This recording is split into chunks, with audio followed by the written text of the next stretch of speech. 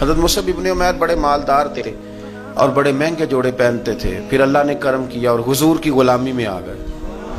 میں حضرت مصعب ابن عمیر کو پڑھ کے نا تو ایک جملہ میں نے نیچے لکھا ہے، میں نے کہا اس کا مطلب ہے کہ سوٹوں میں، کوٹھیوں میں، گاڑیوں میں سکون نہیں، سکون تب بھی ہے جب ضمیر مطمئن ہو جائے۔ مالدار آدمی تھے پر یہاں پھٹے پرانے کپڑوں میں آ گئے، اس لیے کہ وہاں سب کچھ تھا، دل مطمئن نہیں تھا۔ تو پہلے حبشہ گئے ہجرت کر کے، پھر مکے واپس آئے، نوجوان آدمی، بوڑھا آدمی نہیں، جوان۔ نبی پاک صلی اللہ علیہ وسلم نے ڈیوٹی لگائی، فرمایا مدینے مجھ سے پہلے جاؤ، جا کے تبلیغ کرو۔ یہ وہاں گئے، کسی کے گھر میں، حضرت اسد بن زرارہ رضی اللہ تعالیٰ عنہ کے گھر میں ڈیرا لگایا۔ وہاں بنی ظفر کا ایک گھر تھا، ایک حضرت اسد بن زرارہ کا، وہاں تبلیغ کرتے، دین بتاتے۔ جوان آدمی اور امیر آدمی، منت کرنے کی کیا ضرورت ہے؟ کسی کی منت کرنے کی کیا ضرورت ہے؟ پر دروازے رسول پہ آئے نا۔ حیدر شاہ اس گلی کدے نہ رول دی، پر ہن تے رول گئی نا۔ آئے نا تو آ کے حضور کی بارگاہ سے پیغام لے کے یہاں پہنچ گئے۔ حضرت اسد بن زرارہ کے گھر میں ان کا قیام تھا رضی اللہ تعالیٰ، وہ مسلمان ہو چکے تھے، اور ان کی خالہ کے بیٹے تھے حضرت سعد بن معاذ، جو قبیلہ بنو اشہل کے سربراہ تھے، اپنے قبیلے کے سردار تھے، اور خالہ کے بیٹے تھے۔ وہاں آ گئے، حضرت مصعب ابن عمیر نے تبلیغ شروع کر دی۔ شروع میں غریب لوگ کلمہ پڑھنے والے تھے، بات ذرا پھیلنے لگی تو حضرت سعد بن معاذ نے خود نہیں کہا، خالہ کے بیٹے تھے، نہ کہا وہ ناراض نہ ہو جائے۔ حضرت سید ابن حدیر کو بلایا اور بلا کے کہنے لگے یار تو جا، میرا وہ خالہ کا بیٹا ہے، میں کوئی بات کروں گا تو وہ ناراض ہو جائے گا، جا سمجھا، وہ ہمارے سادہ لوگوں کو کہہ رہے ہیں کہ تمہارے باپ دادا بھی گمراہ تھے، بت پوجتے تھے، واپس آؤ، تو وہ تو ایک نئی دراریں ڈالیں، جا کے۔ اب وہ بھی سردار بندے تھے، تو دوسرا یہ کہ اگر کوئی کسی کو اشتعال دلا کے بھیجے، وہ کسی کو کہہ کے بھیجے کہ جا کے کمال کر دے، تو ہی ہے جو اٹھا سکے، تو آپ کو پتہ ہے چودھری صاحب کو تو 3 دفعہ چودھری صحیح کر کے کہہ دیں تو کام ویسے ہی اللہ ماشاءاللہ اوپر چلا جاتا ہے۔ چودھری صاحب کہتے ہیں میں چودھری بن کے دکھانا ہے، وہ ہو ہی نہیں سکتا۔ سیٹھ صاحب کو 2-4 دفعہ یہ آپ نے کہنا ہے آپ سیٹھ صاحب ہیں، تو معاملہ جو ہے وہ اوپر چلا جاتا ہے کہ جوان بچے ہیں، ان کو آپ کہہ دیں کہ اتنا تو جوان ہے اور فلانا تجھے بات کر گیا ہے، تو پہلے بیچارہ چاہے بھول بھی گیا ہو، وہ چلا جاتا ہے گھر سے بندوق لینے۔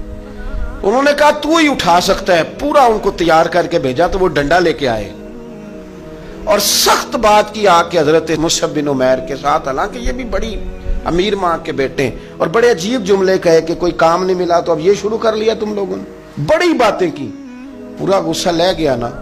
یہ بھی ایک لہجہ تھا، جواب میں حضرت مصعب ابن عمیر کا بھی لہجہ تھا، اور باتیں کرتے رہے تو یہ ہنستے رہے، تو یار اس رستے کا مسافر ہی نہیں، یہ تو ان کو پوچھنا جو مسافر ہے، کہہ جو کہنا ہے، تو تر شروع ہو کے گالی 1000 دے، یہ وہ نشہ ہی نہیں جو کوئی ترشی اتار دے، تو کر جو تو نے بات کرنی ہے وہ کرتے رہے۔ جب غصہ ٹھنڈا ہو گیا، سارا کچھ کہہ چکے، تو حضرت مصعب ابن عمیر کہنے لگے جی آپ نے ڈانٹا ہے، ہم تو تیار بیٹھے ہیں جانے کے لیے، گئے بس 2-3 باتیں ہماری بھی سن لیں گے۔ میں کہا سنائیے، 2-3 آیتیں پڑھی قرآن پاک کی، تھوڑا سا حضور کی سیرت نور کو چھیڑا، تو وہ ڈنڈا انہوں نے پھینک دیا، فرمانے لگے اس دین میں داخل ہونا ہو تو طریقہ کیا ہے؟ تو حضرت مصعب ابن عمیر کہنے لگے آپ غسل کریں، کپڑے بدلے، آئے میں کلمہ پڑھاتا ہوں۔ انہوں نے غسل کیا، کپڑے بدلے، کلمہ پڑھا۔ اب واپس گئے تو ان کو پتا تھا میں نے جانا ہے، تو سعد بن معاذ نے رزلٹ پوچھنا ہے، کہتے ہیں اس نے مجھے بھیجا تھا تو میں نے بھی اسے بھیجنا ہے۔ کہتے ہیں میں نے جا کے کہا اس قبیلے کا، قبیلہ بنی عارصہ کے ساتھ مقابلہ چلتا تھا، کہتے ہیں میں نے بھی اسی طرح کی سٹوری سنائی جا کے۔ حالانکہ حضرت سعد بن معاذ کہتے ہیں جب یہ آ رہے تھے نا واپس، میں سمجھ رہا تھا بندہ وہ نہیں جو میں نے بھیجا تھا، اس میں کوئی انقلاب آ گیا، تبدیلی آ گئی۔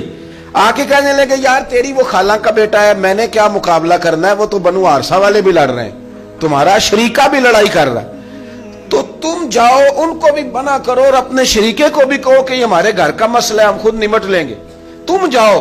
کہتے ہیں میں نے کہا اچھا اگر تجھ سے بھی نہیں نہ ہوا تو اب مجھے ہی 2 ہاتھ کرنے پڑیں گے۔